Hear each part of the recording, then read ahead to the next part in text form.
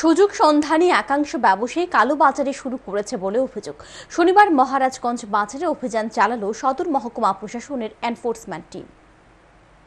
বন্যায় ভয়াবহ অবস্থা রাজ্যের।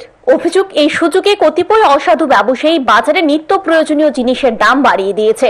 অসহায় মানুষের পকেট কাটছে ব্যবসায়ীরা। নিত্য প্রয়োজনীয় সমস্ত জিনিসের দাম বাড়িয়ে দিয়েছে অসাধু ব্যবসায়ীরা। পাইকারি কিংবা খুচরো সব জায়গায় একই অবস্থা। এমনিতেই বন্যায় হাজার মানুষ সর্বশান্ত। এই অবস্থায় অসাধু ব্যবসায়ীরা মানুষকে কিছুটা নিস্তার দেওয়ার পরিবর্তে আম জনতার পকেট কাটতে মরিয়া হয়ে উঠেছে। বাজারে বাড়িয়ে দিয়েছে সবকিছুর দাম। জিনিসের দাম যাতে এই অবস্থায় ব্যবসায়ীরা না বৃদ্ধি করে, সেজন্য শুক্রবার খাদ্যমন্ত্রী হুঁশিয়ারি দেওয়ার পরেও বাজারে বেড়েই চলেছে জিনিসপত্রের দাম। বাধ্য হয়ে কর্তৃপক্ষের নির্দেশে অভিযানে নামলো সদর মহকুমা প্রশাসনের এনফোর্সমেন্ট টিম। শনিবার সকালে কালোবাজারে ঢুকতে ময়দানে নামে তারা।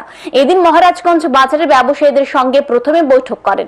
এরপরে বাজারের বিভিন্ন দোকানে হানা দেয় প্রশাসনের টিম। অধিক দাম রাখার বিষয়টি সামনে উঠে আসে। প্রশাসনের টিম দুই ব্যবসায়ীর বিরুদ্ধে ব্যবস্থা নিয়েছেন।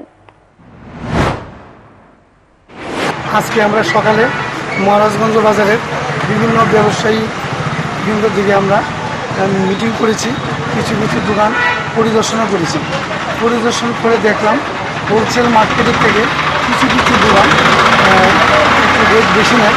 তারই অঙ্গ হিসেবে আজকে রাজু বণিকের দোকান প্রতি কেজি 1 টাকা করে বেশি মূল্য নেওয়াতে ওনার দোকানটা আমরা সাময়িককালের জন্য বন্ধ করে দিয়েছি এবং ওনাকে আজকে 11টা মাননীয় অধিকর্তা স্যারের সাথে দেখা করার জন্য ওনাকে বলেছি।